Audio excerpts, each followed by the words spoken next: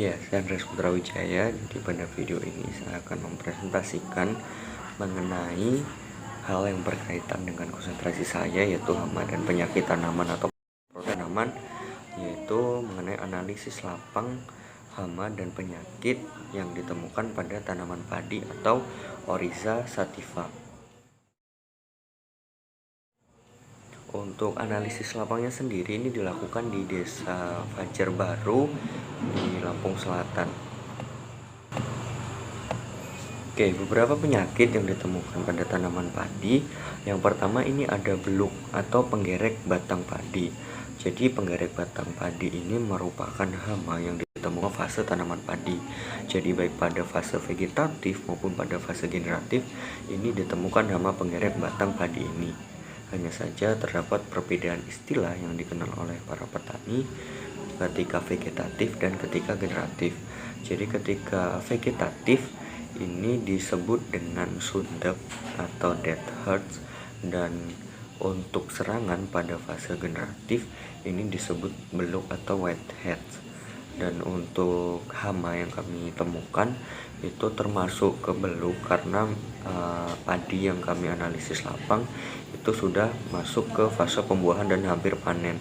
Oke, untuk serangan pada fase beluk ini sendiri, di fase generatifnya ini dapat menyebabkan kerugian karena serangan dari beluk ini akan mematikan satu tangkai batang padi. Kenapa kami dapat menyimpulkan bahwasanya hama yang menyerang pada tanaman padi ini termasuk beluk atau Scorpopaga inota? Jadi kami melihat dari gejala-gejala yang kami temukan di lapang. Yang pertama adalah bagian malai pada tanaman padi nampak kering dan mati. Jadi malai atau bulir-bulir padi yang kami temukan ini sempat kami cabut juga untuk diambil sampelnya. Ini memang terlihat kering dan mati, jadi tidak berisi gitu.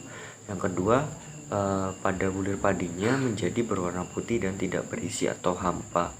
Ini ketika kami coba buka kulitnya pada bulir tersebut, memang di dalamnya tidak ada isi sama sekali. Jadi benar-benar hampa pada setiap bulir berwarna putih yang tangkainya diserang oleh hama penggerek batang padi atau beluk ini. Dan yang ketiga, pada sampel yang kami ambil, ciri kenapa kami menyimpulkan ini beluk itu pada bagian pangkal malainya itu ketika kami cabut diambil sampelnya akan nampak bekas lubang-lubang dan kotoran larva. Jadi ada beberapa lubang di bagian pangkalnya dan terdapat kotoran-kotoran larva. Ini merupakan larva dari beluk itu sendiri yang menempati atau bertempat tinggal di bagian pangkal malai batang padi. Iya, jadi itu hama yang kami temukan pada tanaman padi yaitu beluk.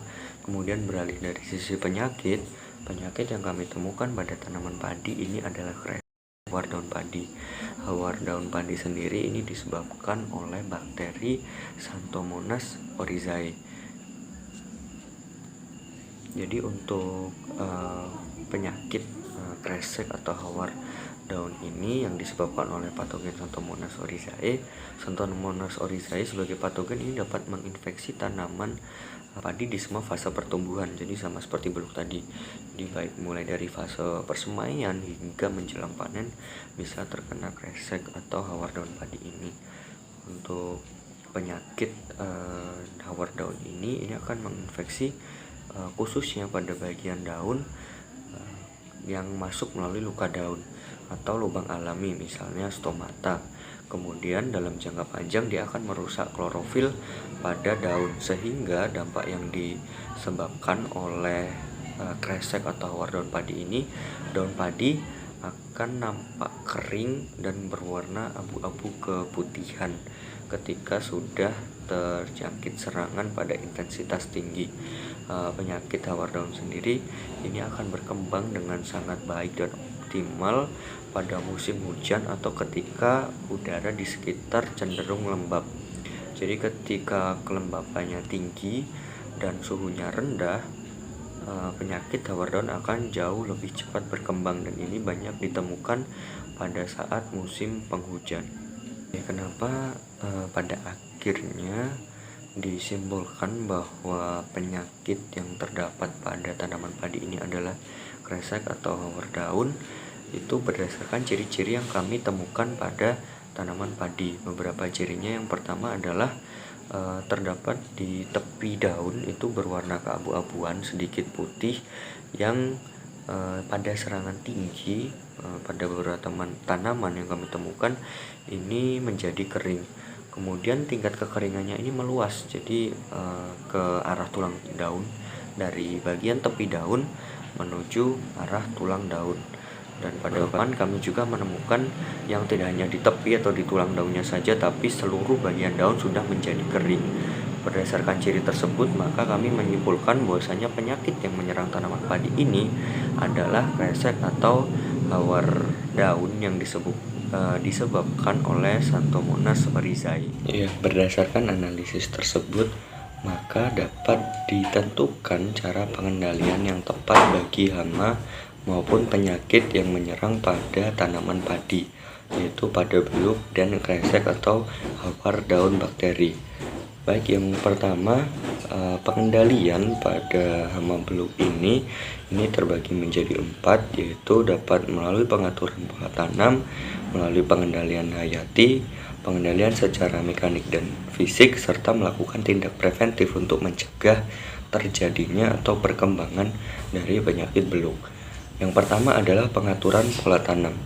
Dari pengaturan pola tanam sendiri, ini beberapa contoh pengendalian dengan pengaturan pola tanam, yaitu dengan melakukan rotasi tanaman dengan tanaman bukan padi. Jadi terdapat pergantian tanaman, misalnya dengan tanaman pangan lain seperti jagung, singkong, atau misalnya dengan tanaman legum.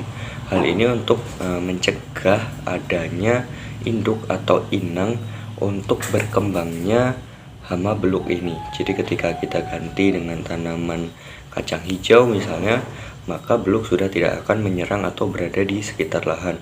Yang kedua adalah pengaturan waktu tanam dengan diatur tidak bersamaan pada puncak penerbangan ngengat.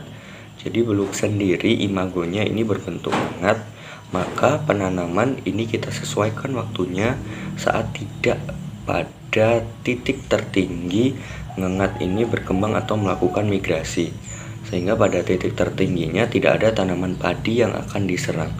Kemudian untuk pengendalian hayati sendiri ini umumnya atau utamanya ini menggunakan Trichogramma japonicum.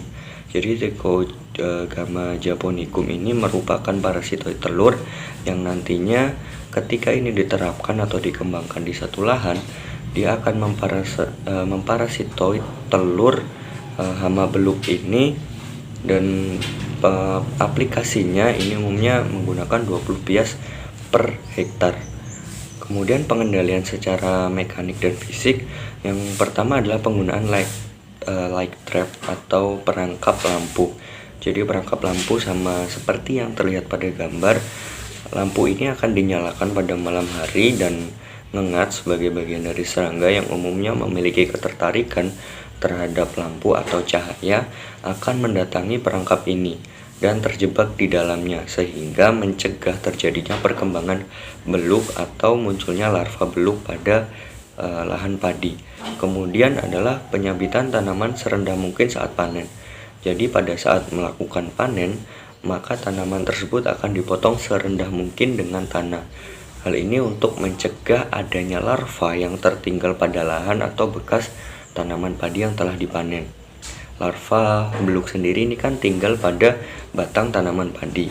Ketika dipotong atau disabit serendah mungkin, maka larva beluk tersebut akan ikut terpotong dan teralihkan dari lahan. Kemudian yang ketiga adalah pencabutan malai padi yang bergejala dan pemusnahan larva yang ada di dalamnya. Ini dilakukan sama seperti saat kami mengambil sampel. Jadi pada malai atau batang tanaman padi yang sudah terserang hama beluk ini dapat dilakukan pencabutan dan pematian langsung larvanya yang ada pada tanaman tersebut sehingga tidak menyerang kembali. Sedangkan pengendalian secara preventif sendiri ini dilakukan dengan yang pertama, pemantauan fluktuasi populasi penggerek batang padi. Jadi tinggi rendahnya atau naik turunnya populasi ini perlu kita amati untuk menentukan pengendalian yang sesuai. Yang kedua juga dilakukan pemantauan migrasi nengat atau imago dari hama beluk ini menggunakan light trap. Ya, jadi kurang lebih itu hasil pengamatan dan analisis lapang pada tanam padi atau Oryza sativa di Desa Fajar Baru, Lampung Selatan. Apabila ada kesalahan dalam video ini, saya mohon maaf, saya akhiri. Terima kasih.